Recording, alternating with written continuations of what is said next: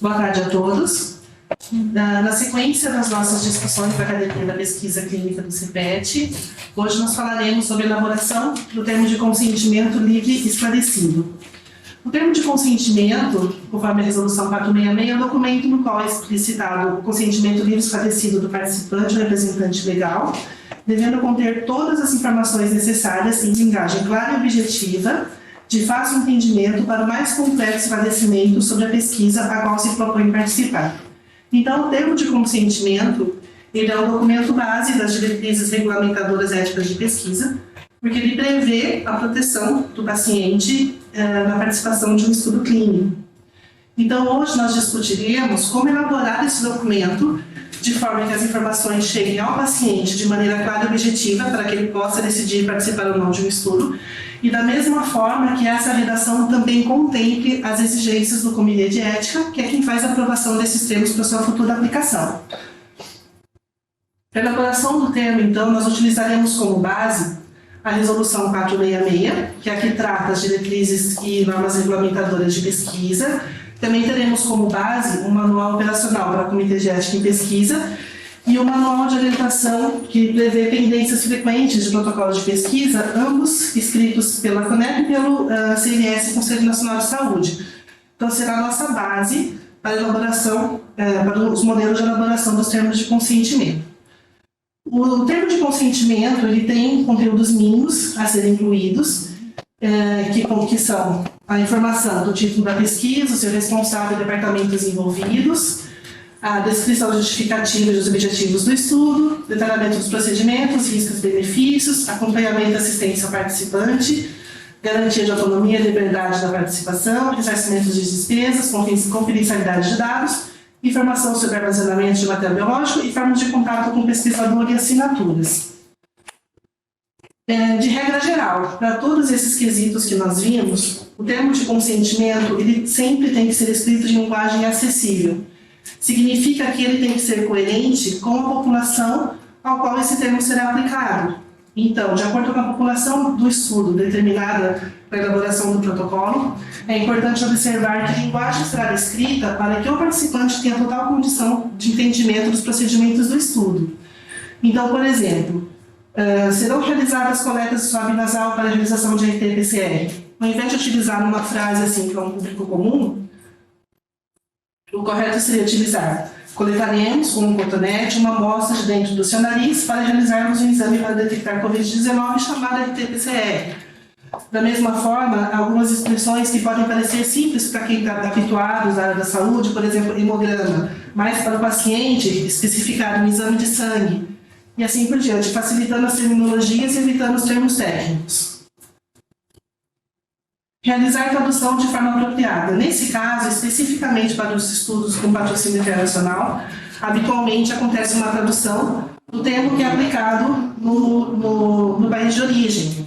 Então, na ocorrência dessas traduções, é muito importante observar a coerência do idioma, porque, por exemplo, em alguns casos, uma expressão muito utilizada é que é o research study, dos estudos internacionais.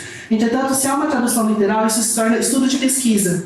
Então, fica um termo redundante e sem sentido para o paciente. Então, é importante observar todas essas traduções para que ela aconteça de forma coerente.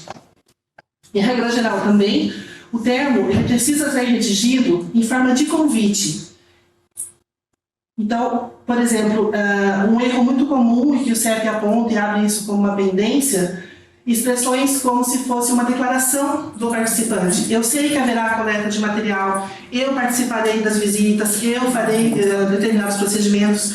Então, ele não deve ser usado com essa terminologia.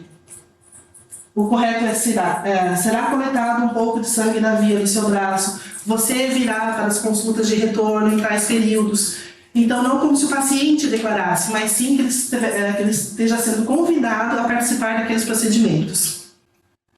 E ainda como regra geral para todo o termo, empregar o termo participante de pesquisa. Embora pareça uma coisa pouco importante, mas o CEP abre isso como pendência. Anteriormente, se usava as terminologias sujeito, paciente, voluntário.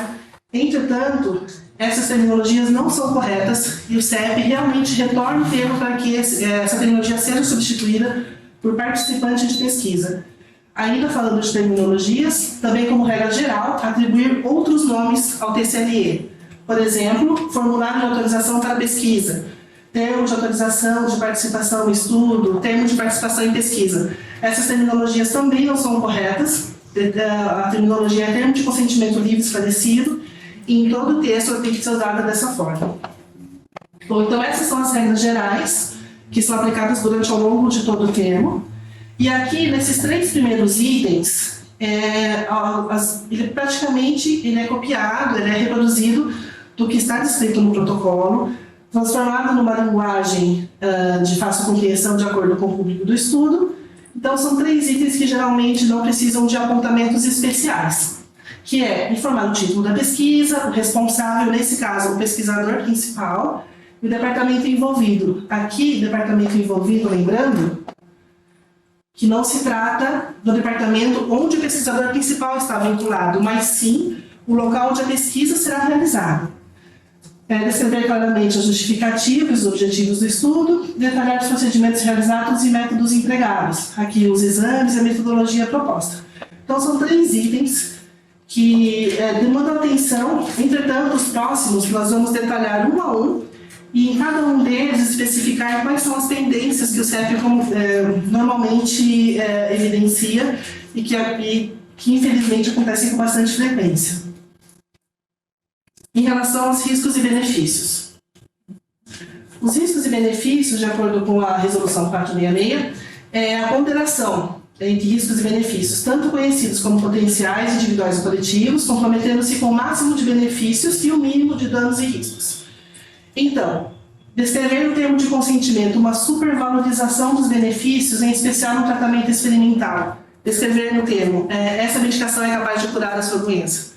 Então, nenhuma afirmação desse tipo deve ser feita. Não supervalorizar os possíveis benefícios. Ou subestimar ou minimizar os riscos, dizendo, essa droga não lhe oferecerá risco, esse procedimento não acontecerá risco. Não existe pesquisa que não exponha o paciente a algum risco, por mínimo que seja. E da mesma forma, uma pendência muito comum é omitir providências e cautelas. O pesquisador descreve os benefícios, descreve os riscos, entretanto, ele não descreve quais seriam as providências tomadas na ocorrência dos mesmos, ou seja, quais são as cautelas para que os benefícios aconteçam, ou as providências caso a ocorrência de alguns dos riscos. Então, omitir esse item também é passível de abertura de pendência do termo de consentimento. Esclarecer a forma de acompanhamento e assistência do participante. A Resolução 466 define o dano associado ou decorrente da pesquisa como o agravo imediato ou posterior, direto ou indireto, ao indivíduo ou à coletividade decorrente da pesquisa. Então, no caso de ocorrência de algum dano de um participante de pesquisa, a assistência não deve estar condicionada à comprovação do nexo causal do dano, ou seja, para que alguma providência seja tomada no tratamento desse dano, é importante não esperar que seja comprovado se há ou não relação com a medicação, estudo ou com os procedimentos da pesquisa, porque isso pode gerar um dano maior ao paciente. Então, um participante de pesquisa, na ocorrência de qualquer dano, imediatamente ele tem que ser tratado independentemente de ser estabelecido o nexo causal ou não. Não limitar o tipo ou tempo de assistência ao participante da pesquisa. Também não pode ser escrito no termo, e algumas expressões são muito utilizadas, e isso também é passível de pendência do CEP. Estabelecer, por exemplo, o paciente receberá assistência médica por 2 meses. Primeiro ponto, não pode ser estabelecido que tipo de assistência é, porque o paciente pode precisar de acompanhamento psicológico, de um fonoaudiólogo, não necessariamente do médico. Então, a assistência tem que ser abrangente à necessidade do paciente naquele momento em que ele participa do estudo, e da mesma forma, o tempo que essa assistência vai acontecer. A assistência vai acontecer enquanto for necessário ao paciente, isso tem que estar descrito claramente no termo. E informar a gratuidade da assistência necessária. É importante constar no termo que toda assistência que o paciente receber, independentemente de qual seja a fonte, SUS ou um hospital privado, o paciente não terá nenhum gasto financeiro com esse atendimento. Em relação à garantia da autonomia e liberdade de decidir sobre a sua participação. também tem que estar claramente descrito no termo de consentimento,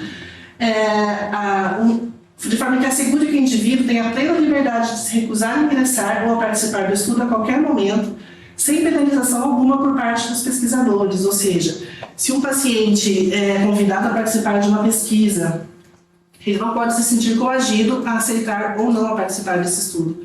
Ele tem que ter total liberdade e tem que estar descrito no termo que seu atendimento acontecerá da melhor forma possível, independentemente de sua participação ou não de um estudo. Então, em alguns termos,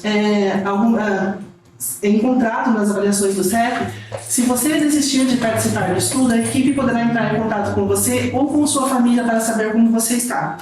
São sentenças que não podem ser utilizadas, porque se imagina, o paciente não participa mais do estudo, entretanto eu posso fazer contato se eu precisar de alguma informação, ou se mesmo precisar saber da evolução da sua doença, etc.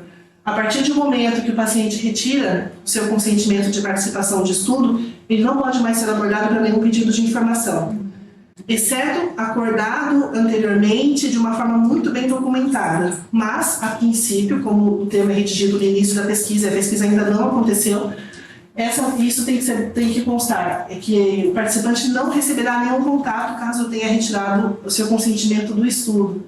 Da mesma forma, se você desistir de participar do estudo, a equipe poderá obter informações de você no seu prontuário médico. Também não é permitido qualquer consulta prontuário médico de um paciente que retirou seu consentimento. Toda informação coletada até o momento da retirada do consentimento, ela pode ser utilizada. Entretanto, após a retirada, não pode ser feita nenhuma consulta em prontuário. E é muito importante, então, descrever no texto do termo de consentimento que o paciente tenha liberdade de ingressar, aceitar ou não. Uma vez que ele ingressa no estudo, ele pode ou não retirar seu consentimento a qualquer momento, sem que ele tenha que justificar essa retirada. E essas frases não podem ser utilizadas. Esse é um parágrafo bastante importante e tem que ser um texto que promova total entendimento ao paciente desse procedimento. Ressarcimento de despesas e confidencialidade de dados. Ressarcimento de despesas, a Resolução 466, prevê compensação material exclusivamente de despesas do participante e seus acompanhantes, quando necessário, tais como transporte e alimentação.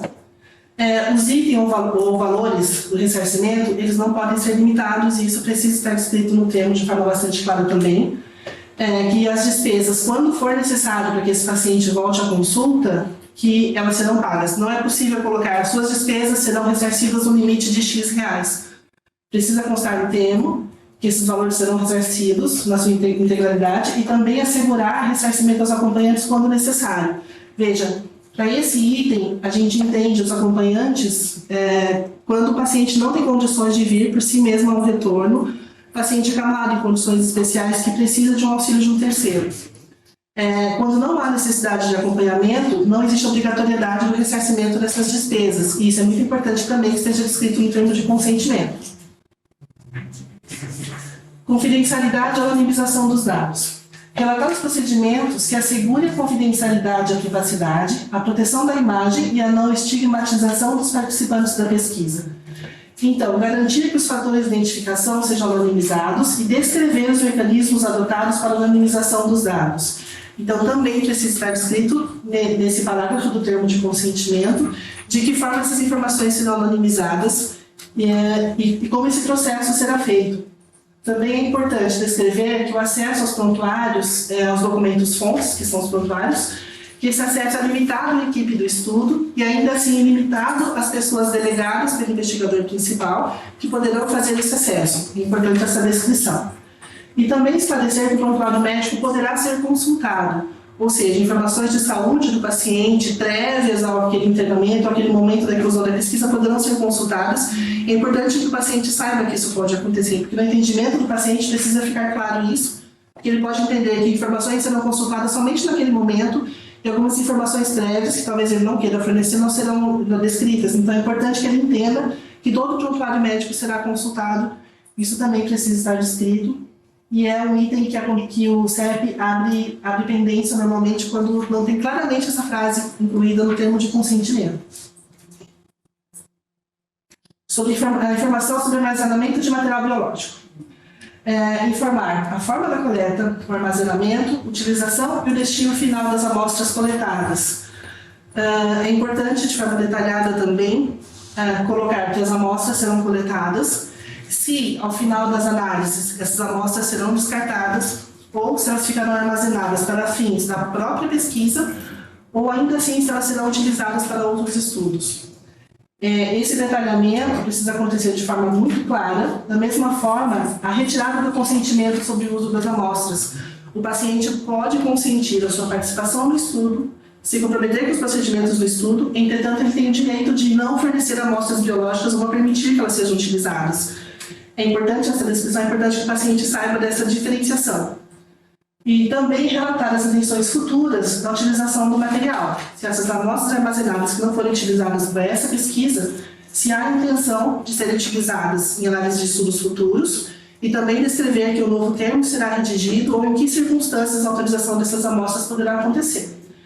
Da mesma forma, não utilizar no termo material doado. Essas duas palavrinhas causam pendência e causam devolução do termo de consentimento para correções, porque a doação de material biológico, células e órgãos, na legislação brasileira, ela é muito bem estabelecida, porém, não existe uma legislação para pesquisa clínica.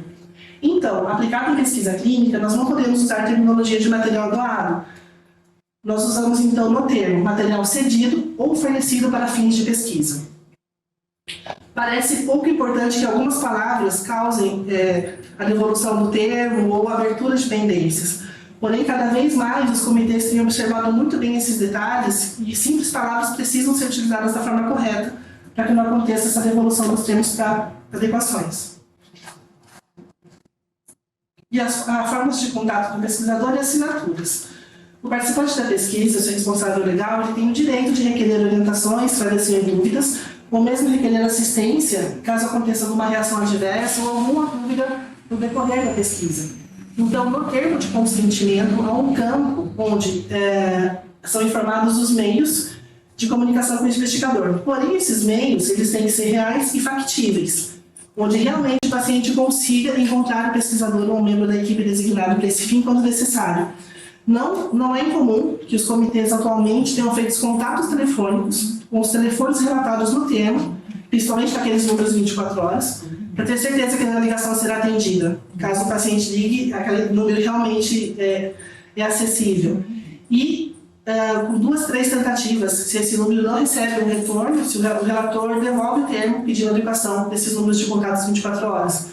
Então não adianta às vezes colocar um PABX do hospital ou um telefone comercial, porque realmente o contato 24 horas é necessário que seja disponível 24 horas.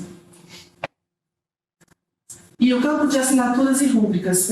O campo destinado ao investigador principal, a assinatura do investigador principal, tem uma observação importante. O investigador principal ele vai aparecer no começo do termo, onde se coloca quem é o pesquisador responsável pelo estudo. Entretanto, no campo de assinatura, tem que ser usada a terminologia pesquisador, porque nem sempre o investigador principal é a pessoa que fará a aplicação do termo.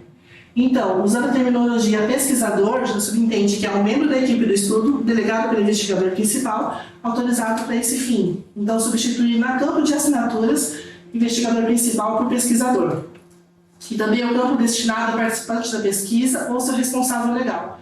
Essas duas opções podem estar na mesma linha, porém, é preciso colocar um campo também, onde o representante legal possa escrever o nome de quem ele está representando, ou seja, o nome do paciente. Informações adicionais no campo de assinaturas. O termo de consentimento pode ser encarado como um contrato entre o participante e o pesquisador principal. Entretanto, o termo de consentimento não é um contrato, ele é um documento que prevê que o paciente entendeu todos os procedimentos do estudo. Então, informações adicionais como CPF ou número de RG não podem ser incluídas nesse campo. Esse campo destina-se simplesmente para nome, assinatura e a data e hora, em alguns casos, se aplicável, de que o termo foi assinado. Observar a configuração das páginas. Não é permitido que as páginas de assinatura fiquem isoladas do conteúdo dos termos. Então, precisa ser observado que o texto termine na mesma página que comecem as assinaturas. As páginas não podem ser feito fotocópia somente na primeira página, sempre tem que ser frente e verso, observando a configuração das assinaturas. E mesmo porque a última versão aprovada pelo Comitê de Ética, após a aprovação do projeto e antes do início do estudo, ela tem que ser levada ao CEP, onde essa cópia é carimbada e assinada, e somente essa cópia pode ser produzida na execução do estudo. Então, há que ter essa garantia da distribuição das cópias.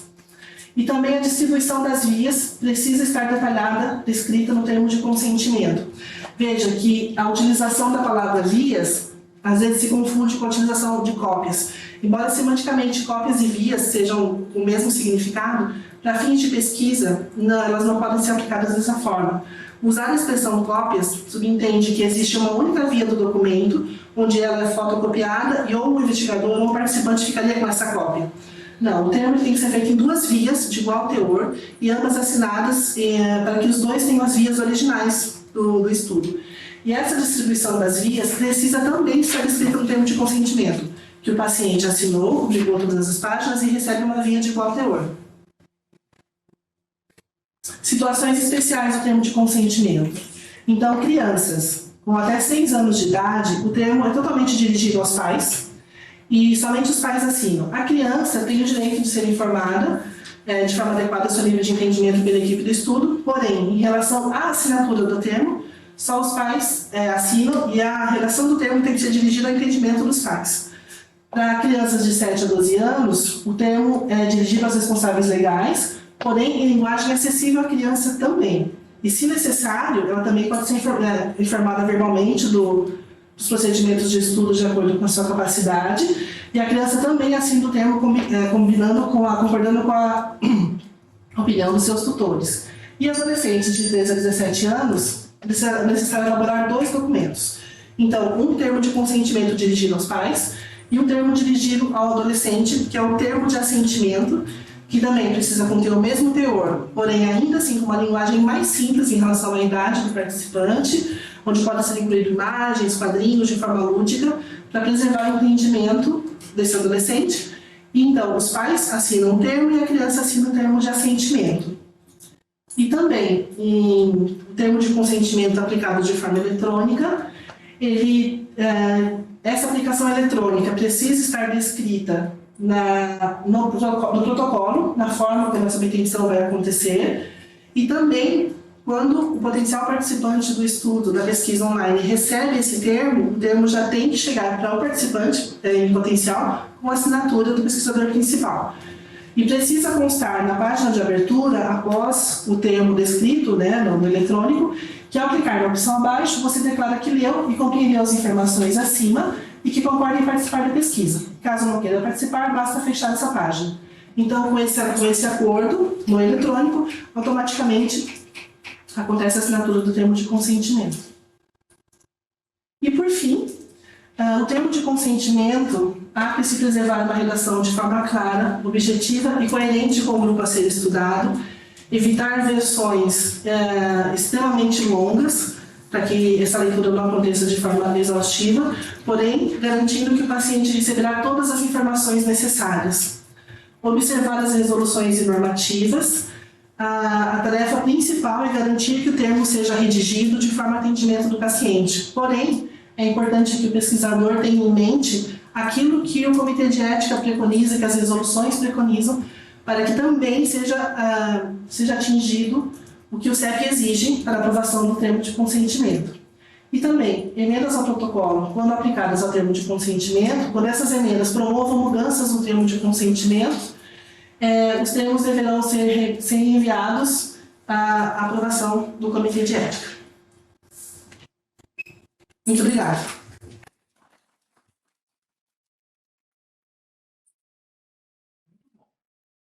Nós temos alguma coisa escrita no nosso site? Especificamente de termo? Não, ainda não, doutor. Não?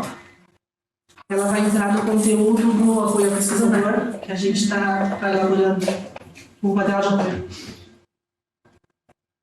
Tá bom. Ótimo. Vamos discutir algumas coisas. Vocês receberam 2 coisinhas que eu mandei para vocês? Muitos detalhes, né? Muitos? Sim. Tem um para mim desses ou não? Tem aqui, ó. Aqui eu entreguei. No próximo encontro a gente vai falar da parte prática da aplicação do termo, né? Tá. Hoje foi a Então não vamos teoria. entrar nessa parte. Não, hoje é teoria e elaboração. E na semana que vem a aplicação em si e todos os procedimentos práticos da obtenção do termo. Bom, acho que eu queria começar a discussão com duas coisas assim básicas, né? Que a gente tivesse isso também como norte, que é TCLIs eles se tornaram obrigatórios depois do Código de Desenvolvimento, né? E acho que de alguma forma a gente também ter lá na nossa sala da pesquisa esse troço pregado na parede, talvez aqui até colocar um pouco do nosso logo, desde que seja referenciado embaixo, como sendo uma coisa que a gente veio aqui, faz uma oração. Desculpa. Dá A pra gente colocar. faz uma oração sempre que a gente vai entrar dentro do. Verdade. Né, Dá pra das colocar pessoas que a gente- Nuremberg e Helsinki, então. Sim. Ou em Helsinki Os também. dois, é. Perfeito. Então, se a gente for ver, acho que a Verônica mostrou é uma especificação, né, um passo a passo de como montar um TCM. Mas acho que do ponto de vista moral, ético, ele está baseado nesses dois trabalhos que são clássicos, e que a gente tem que seguir de uma forma meio que obsessiva, ou completamente obsessiva. Se a gente for olhar esses 10 elementos do Código do Nuremberg, eles são 10 elementos que estão por trás ali do Código do Nuremberg. E, no final da década de 70, esses dois autores de uma universidade americana, o Frank e o Gilbert,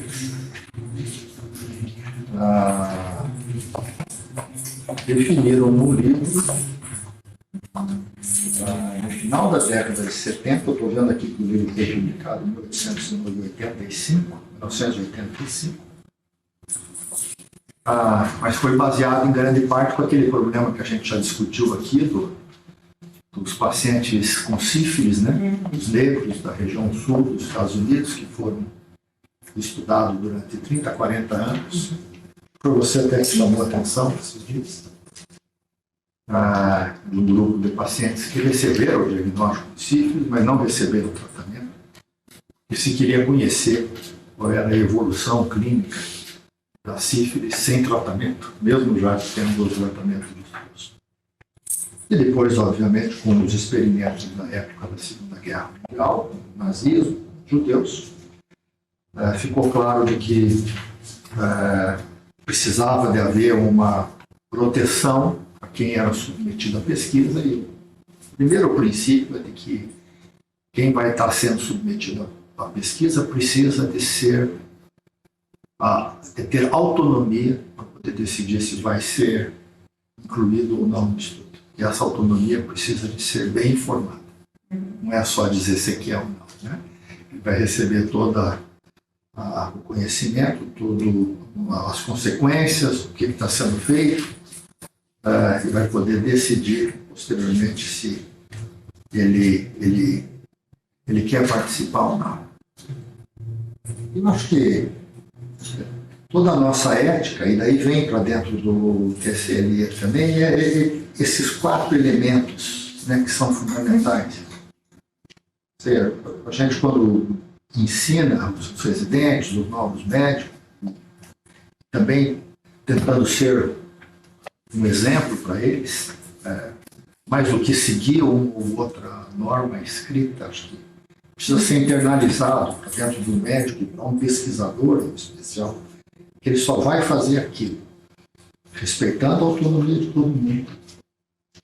Se ele tem por princípio de que aquilo tem um potencial de causar bem,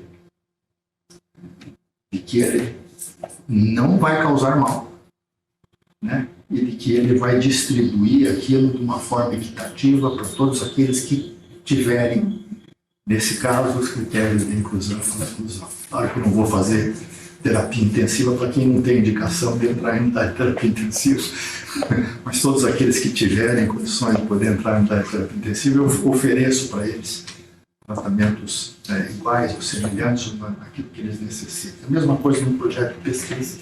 eu não vou selecionar por nenhuma outra razão que não seja claramente para os critérios de inclusão e de exclusão, que aquilo seja distribuído da forma mais equitativa possível.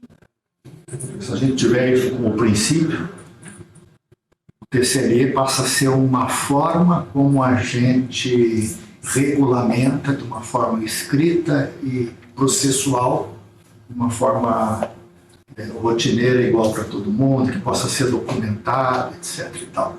Mas ela não pode substituir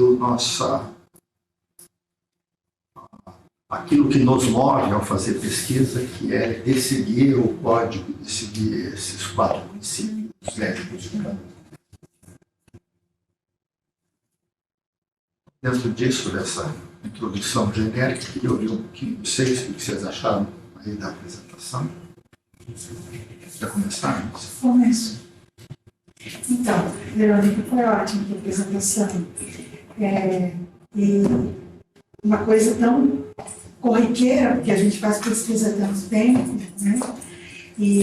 Mas com tantos detalhes. E eu mesmo pelo menos 2 vezes tive que fazer TCLE no passado, até com estudos que a gente não escreveu, mas que foram aprovados em comitê de ética, tudo naquele tempo na SNEP ainda, né? E um foi aquele estudo do cateter de artéria pulmonar nos doentes com PIC, que eu tive que fazer com consentimento, e o outro foi um estudo que a gente nunca conseguiu aplicar, mas que tinha um consentimento feito, que era de corticoide para os doentes que continuavam com dependente de droga vasoativa no trauma, que é um estudo aprovado com TCLE e tal. Não sei se é impressão minha, mas as exigências em relação ao TCLE, elas foram aumentando ao longo do tempo, porque eu não me lembro desse tempo, de retornar a TCLE por causa de termos ou, enfim, né? E hoje, diante da tua apresentação, eu também não tinha ideia, porque depois desse tempo eu não participei mais diretamente de confecção de TCLE, mas a impressão é que ainda que alguns detalhes, eu acho que eles são burocráticos demais, enfim, né? Como um detalhe por exemplo, alguns detalhes que você colocou ali, cópia e via, ok, porque são coisas diferentes, né? Mas alguns detalhes, enfim, a impressão que eu tenho é que está cada vez mais sistematizado e a cultura de proteger o sujeito da pesquisa, né? O participante da pesquisa.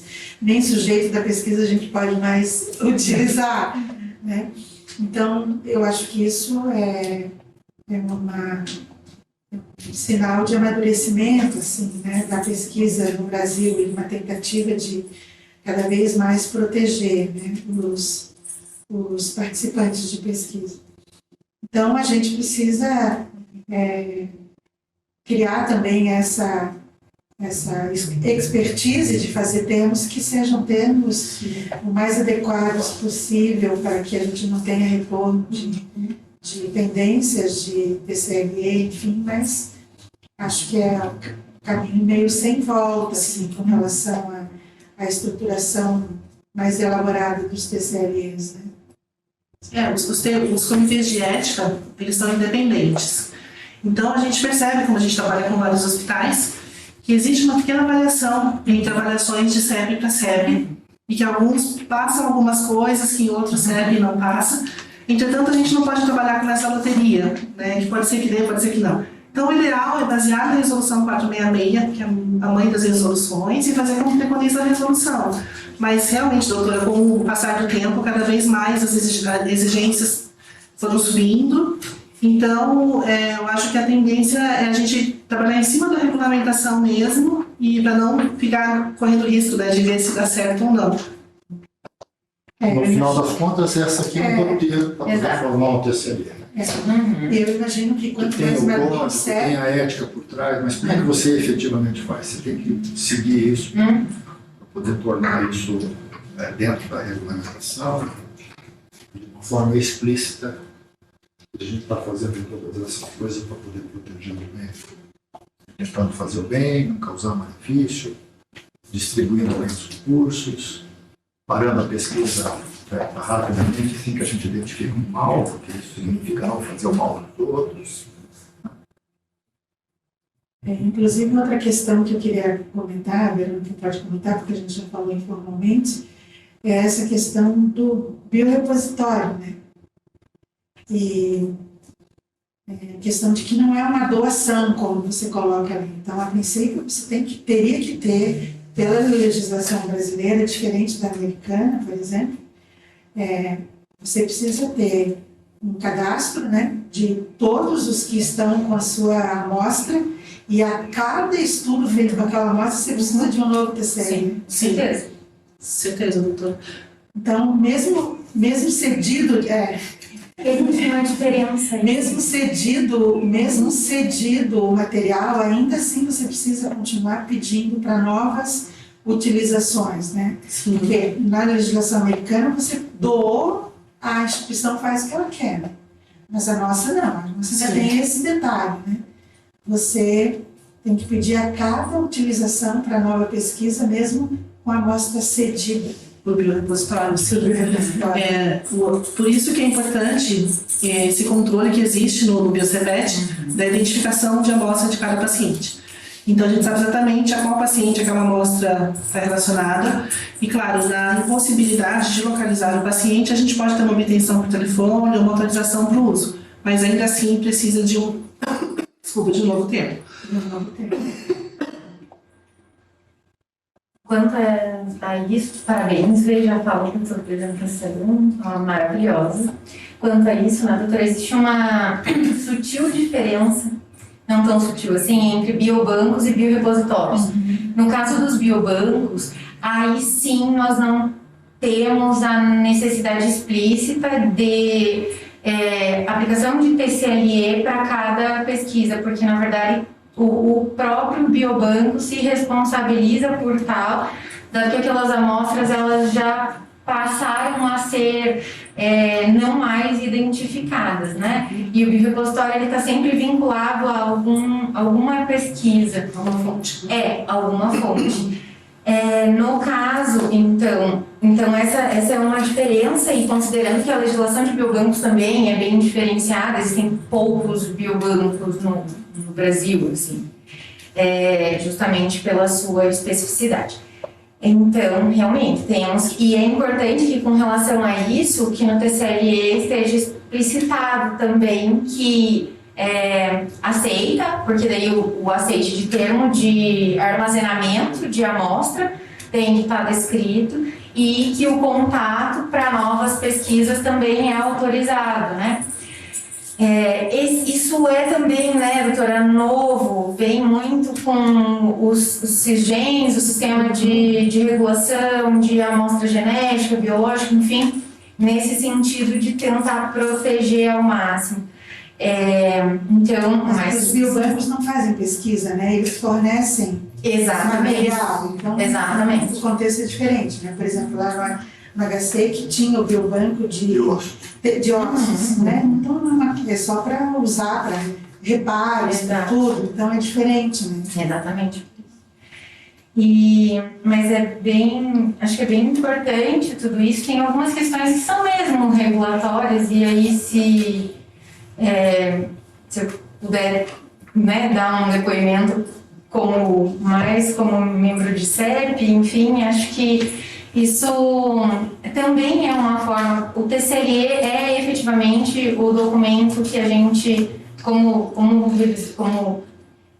parecerista, revisor do CEP, é o que mais presta atenção mesmo, porque essa condição de deixar claro ao participante a que ele vai ser submetido, e é o que a CONEP mais fala nos seus treinamentos, nos seus manuais de parecer e tudo mais. E é importante, por exemplo, o campo de rúbrica em todas as páginas, justamente para assegurar não só o participante, mas o pesquisador também, que o participante leu e aceitou todas aquelas páginas. Por isso a questão do frente e verso sempre tem um quê de ser, né? E é claro que um TCLE de um ensaio clínico ou de que inclua armazenamento de amostra, tem uma complexidade maior do que de um estudo observacional. Mas a gente tem que lembrar que estudos observacionais também necessitam de TCLE, e é interessante lembrar também que a solicitação de dispensa do TCLE, né, não é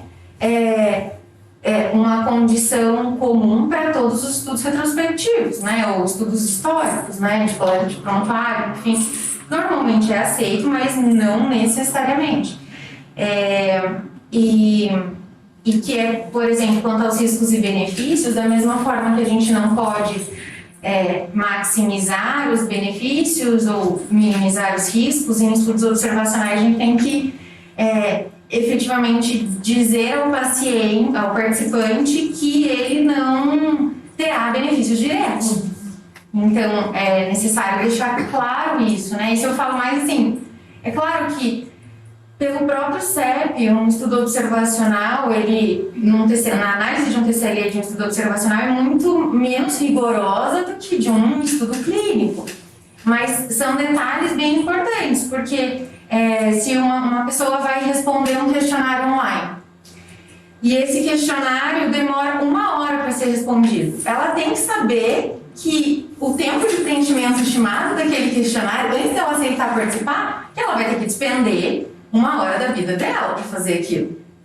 E aí ela tem que aceitar despender 1 hora, e ela tem que saber que aquilo, quais os riscos que vai trazer, o que vai poder ser feito caso tenha esses riscos, e que ela não vai ter benefício direto, mas que ela está ajudando a ciência, a sociedade, a evolução. E as pessoas normalmente aceitam e respondem, mas ela tem que saber disso a priori, né? Não é um grande risco, mas ela tem que ter consciência disso. Então, acho que o TCLE é super importante nesse sentido, nesse vínculo, e é bem o que o senhor falou, é só uma forma de deixar claro e expressar toda a ética que o pesquisador tem ao realizar a sua pesquisa. Sim, como uma metáfora, assim, né? Quando eu contrato alguém para poder ir na minha casa para poder fazer um armário, eu tenho informações muito vagas desse carpinteiro que vai fazer. E, geralmente ele não tem nenhum conselho que se esse carpinteiro é bom. É um risco meu. E as consequências de se ele for um mau carpinteiro, de modo geral, são pessoais só, não são de grande modo. Se eu não sou médico e eu preciso de levar minha mãe no médico, bato na porta da mãe que diz que ele é médico, como é que eu sei que ele é um médico? É preciso que tenha um conselho para os médicos, para as diversas profissões, que digam assim, olha, esse médico, ele teve aprovação mínima para poder dizer que ele é médico. Isso dá segurança para a sociedade mínima, que isso ele pode levar alguém sem precisar de conhecer, porque isso está assegurado por um conselho. Quando alguém vai fazer uma pesquisa, ele precisa de uma segurança mínima, de que essa pesquisa tem uma regulamentação mínima. E quem dá essa segurança, essa certificação, são os comitês de ética e pesquisa. Então, e eles se corresponsabilizam por isso. Eles se corresponsabilizam, né? Inclusive juridicamente. Do mesmo jeito que a receita do médico, alguma coisa assim, possa ser o ato final, o TCLE, ele é o elemento que, na verdade, mais cria essa relação com quem está eventualmente decidindo se quer fazer a pesquisa ou não, ou se quer fazer um determinado tratamento médico ou não. Então, ele precisa ser bem revisado pelo Comitê de Ética e Pesquisa, porque é ele que dá segurança para a sociedade, de que aquela pesquisa seguiu as regras gerais mínimas, né? A gente não vai discutir muito em detalhes se o estudo é um estudo de cor, critério de inclusão, de exclusão. Essa metodologia ainda em grande parte, uma decisão com relação à pergunta, com relação ao centro de pesquisa, aquilo que ele quer fazer. As comissões de ética, né, não entram nesse pormenor de uma forma, mas ela vê de uma forma geral se para a pergunta aquele delineamento está adequado ou não está adequado, se tem financiamento mínimo, se aqueles pesquisadores eles têm as titulações mínimas para poder fazer pesquisa e, no final das contas, se aquele remédio é um remédio que tem uma escolha que é razoável, baseado em 3, 4 estudos pregressos, se aquela é uma dose boa, razoável, para poder ser testada, né? E aí faz o TCME para poder explicitar isso para o doente, ele que vai tomar a decisão final. Os comitês de ética de pesquisa são fundamentais para poder dar segurança para a sociedade que aquela pesquisa tem uma base mínima, protegida, e que você pode, de alguma forma, confiar, porque passou por um comitê de ética de pesquisa que avaliou essas condições. Não é que nem um carpinteiro, mas é que nem um outro profissional que eventualmente tem uma questão fundamental de vida. E até porque às vezes a gente acha impossível de acontecer, mas pesquisas que não tenham o princípio da beneficência e da não maleficência, ou seja, né, que os benefícios não superam os riscos, elas são e devem ser não aprovadas, rejeitadas e por vezes rejeitadas sem recurso, não cabendo recurso. E acontece. Júlia, Emily, quer falar alguma coisa? Bem, parabéns pela apresentação, muito boa. Eu só fiquei com uma dúvida, que quando você falou que o paciente ele desiste da pesquisa, que a gente não pode ligar para buscar informações dele, né? Ele desistiu, então acaba ali, né, o compromisso dele com a gente. E em relação às informações do prontuário, por exemplo, o paciente ele saiu da pesquisa e até dia 28 ele era paciente da pesquisa, no dia 29 já não, ele saiu. Eu posso apelar informações dele até o dia 28, Isso. depois disso eu não posso mais. Até o dia da retirada do consentimento, elas podem ser coletadas, revisadas. Entretanto, novas informações que seriam a partir do momento da saída dele, embora tenha o prontuário em mãos, essas informações não podem mais ser coletadas. Parabéns. Ficou muito claro para mim. Eu tinha noção, mas ao mesmo tempo não tinha, né? Porque eu vejo o TCL ali do 301, 17 páginas, é muita coisa. Então, a gente tem eu acho que é assim, mas quando a gente faz, pra ver certinho, a gente vê quanto é muita coisa. Eu fiquei com uma dúvida em uma coisa. Você falou que se o paciente, né, não quer ceder a amostra, como que faz aí? Ele não participa? São coisas distintas. Ele pode ainda assim participar do estudo e dos procedimentos do estudo, entretanto as amostras não serão analisadas. E nesse caso, precisaria da avaliação do investigador do quanto serve para a pesquisa ter os dados do paciente sem a amostra. Isso é uma avaliação. Mas o paciente pode retirar a autorização para a utilização das amostras biológicas, é um direito do paciente. Ele permanece no estudo, ele pode usar a medicação, entretanto, esse caso precisa ser reavaliado, porque o paciente vai sofrer uma intervenção ou usar uma medicação, mas sem as amostras não vai fazer muito sentido. Aí é uma avaliação do investigador. Mas ainda assim, o paciente tem o direito de solicitar a retirada de não utilização das amostras coletadas. Parabéns. Você pode fazer um clone, né, com a amostra, né? Se parecer igual a ela. Bom, parabéns pela apresentação. Acho que é bem importante a gente estar vendo isso agora, né? Que a gente está reestruturando o CPET, então, para tirar as dúvidas, né? E certificar que a gente está fazendo da forma correta. Eu acho que, assim, vendo assim, esses itens, a gente vê que eles englobam, acho que tudo que deveria, né? Para certificar que a pessoa está sendo cuidada, né? Não está sendo prejudicada de nenhuma forma. Eu fiquei com uma dúvida com relação à desistência dos pacientes. Acho que eu já perguntei até, mas só para ficar gravado, né? Não tem que ter nada escrito, assinado, que a pessoa está saindo da pesquisa, né?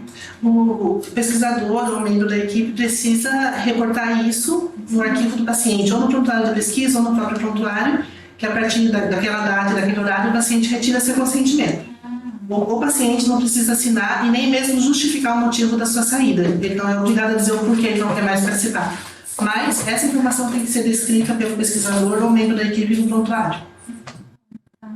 E Você compra uma roupa hoje num shopping, leva para casa, 2 semanas depois você volta social, eu não quero mais essa roupa, ela te aceita, troca por uma roupa.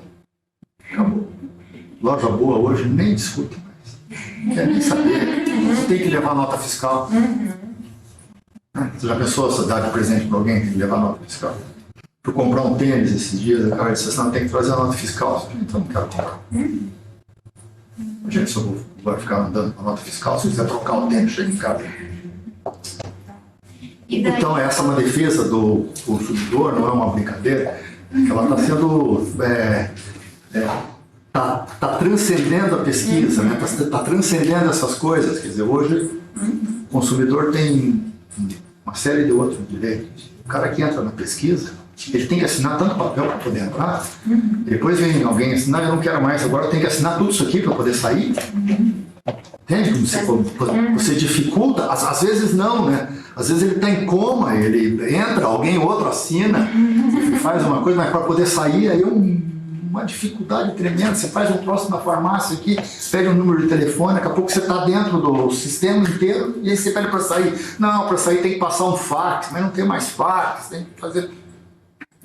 Pode. A gente tem que facilitar as coisas. Né? E de alguma forma a gente tem que ter fé pública. Exatamente. e outra coisa que eu fiquei na dúvida, por exemplo, Quer sair agora? a pessoa desistiu da pesquisa, mas aí a gente não esqueceu de perguntar se ela queria se retirar a partir dali ou se ela queria que não usasse nada dos dados dela, sabe? Acho importante, tem que perguntar, né? Se a pessoa quer sair a partir daquele momento ou se ela não quer que use nenhum dado, né? Como é que faz isso? Acho que de alguma forma isso tem que ser explicitado sim. mesmo, né? Sim, eu acho que nesse momento da retirada isso precisa ser questionado. Porque se não for questionado no momento da retirada, subentende que você não pode mais fazer contato com o paciente porque ele retirou consentimento. Então, se você não faz esse questionamento no momento da retirada, qual é o nível... Assim, eu nunca vivenciei um paciente que não queira mais contato, que não quer que use os dados. Eu acho que até as questões éticas defendem um pouco que chegue no nível de o paciente decidir por esse caminho, né? Mas essas perguntas em relação à utilização, não o motivo, mas em relação à utilização das informações, precisa ser feito no momento da retirada. Uma vez que ela não foi feita, a gente tem que partir do princípio que não pode mais consultar. E não pode usar nada. E não poderia usar. Então, É uma situação bem delicada, não existe uma regulamentação O que ela está me específica. dizendo, eu também não sei, mas acho que vai nessa linha de que isso não está explicitado em nenhum lugar. É melhor você assumir um outro compromisso novo com o doente, não é Sim, verdade? isso mesmo. Né? Então o senhor quer retirar, puxa vida, o que foi que aconteceu, etc e tal. Mas como é que é? A gente pode utilizar os dados que foram até agora, ou o senhor quer que retire completamente, ou a gente pode, a partir de agora, a gente não pode mais amostra, o senhor não precisa mais voltar, a sua retirada é a partir de agora. Acho que é uma coisa que, pelo jeito, fica aberta de você poder decidir naquele momento, e aí é preciso registrar. Né? O que eu acho que a gente tem que fazer é que a gente tem que facilitar essas coisas, não dificultar, né? As pessoas têm que estar seguras de que elas estão dentro de um processo que é seguro, de que elas estão ajudando, que a gente está sempre fazendo bem, mesmo quando eventualmente eles não melhoram, né? Não melhoram. Quando você faz um estudo, de modo geral, nos dois grupos tem gente que não melhora, muita gente que usou cloroquina e morreu, muita coisa agora com esse negócio da Prevent. Vai ter um monte de processo dizendo, ó, matou porque deu. Não, cloroquina talvez tenha aumentado 2, 3%, né? A mortalidade, muitos morreriam de qualquer jeito, mas se abriu um flanco, né? Enorme. Se judicializar tudo agora. E depois disso tem uma outra questão, né? Porque se ele deixa os dados, o que você faz com os dados incompletos? Desindaga, né? Isso tem, mas aí a gente tem a regra do desindaga, mas aí a questão é até pensar, por exemplo, aqui a gente está pensando num estudo observacional, ok, mas se os dados dele, isso é importante porque, em princípio, os dados dele seriam do baseline, seriam utilizados para uma análise intention to treat. E se ele se retira da Extension Tree, ele passa a ser um screen failure, né? Então, essas questões são bem importantes até para o que você vai considerar depois. Aí, sobre retirada de consentimento também, não é uma obrigatoriedade, né? Mas é de bom tom que nos relatórios parciais e final seja apresentado, assim como o número de screening, o número de inclusões, o número de retirada de TCLE e o número de segmentos, o número de participantes que já finalizaram o estudo, né? Enfim, esse nosso flowchart, né? Então é bem importante e é mais uma forma de documentar a lisura do processo, né? Embora não seja encarada dessa forma, a retirada de um consentimento é tão importante quanto a inclusão de um paciente. É um processo que tem que ser detalhado no prontuário e observado com muita cautela todas essas questões. Comentário, Marcelo? Bom, primeiramente agradecer pela aula, dizer também que quando a aula é boa a gente nota pela discussão, né? A gente vê um assunto emendando no outro, a gente começa a ver isso. Bom, tinha uma pessoa melhor para falar sobre PCI, eu tenho um questionamento, na verdade, 2 questionamentos, mas só que o outro eu acho que entra mais na próxima aula, que é uma aula mais prática. Bom, foi falado muito sobre linguagem acessível, né? Você transformar aquele dialeto em médico. A gente pensa que estatístico falando de fórmula com alguém que não entende é a mesma coisa, né? Mas a linguagem acessível também entraria a parte de linguagem de sinal, caso você encontre um paciente que seja muito surdo nesse sentido, porque o paciente pode ser apto para entrar no estudo, mas ele pode ser surdo mudo e às vezes você não sabe a linguagem de sinal, você tem que chamar um intérprete para isso. Então isso também é considerado uma linguagem acessível para esse paciente, no sentido que nunca jamais se usar esse paciente nesse caso, né? E agora? O que nós fazemos Esse é com meu isso? menino, gente. Esse é meu menino. Seria incrível que houvesse a disponibilidade de intérprete de sinais no hospital, mas na impossibilidade, que eu acredito seja bem comum, nesse caso, um representante legal pode assinar pelo participante, que provavelmente é uma pessoa que vai saber fazer a interpretação das informações para ele. Então, um representante legal assina e esse procedimento é tratado no prontuário. O paciente com déficit aditivo, representado por tal pessoa, então o representante legal assina nesse caso. bom, mas daí eu me terminou. Desculpe, perdão, te interrompi. Não, perante a isso mesmo que você falou agora, durante a sua fala. Bom, foi comentado ali também a respeito de você passar esse depoimento do seria para um paciente, no caso, para um pai, tá, com uma criança. A criança tem esse déficit cognitivo, na verdade, esse déficit a versão, né? Mas só que ela pode ser vinda de uma origem da família também, então o pai, a mãe também tem deficiência auditiva. Eu sei que eu estou explicando o processo, mas é que foi dito ali que, apesar do pai e a mãe conseguirem ler e entender tudo aquilo, eles podem entender da melhor maneira possível, só que eles também têm que transcender isso para a criança, dizendo o que vai acontecer com ela. E às vezes pode ter uma dúvida perante isso. Então, isso tem que ter alguém que saiba, se não tiver, aí não tem quem para onde correr, aí no caso... A premissa básica é que o paciente receba todas as informações de forma clara e objetiva.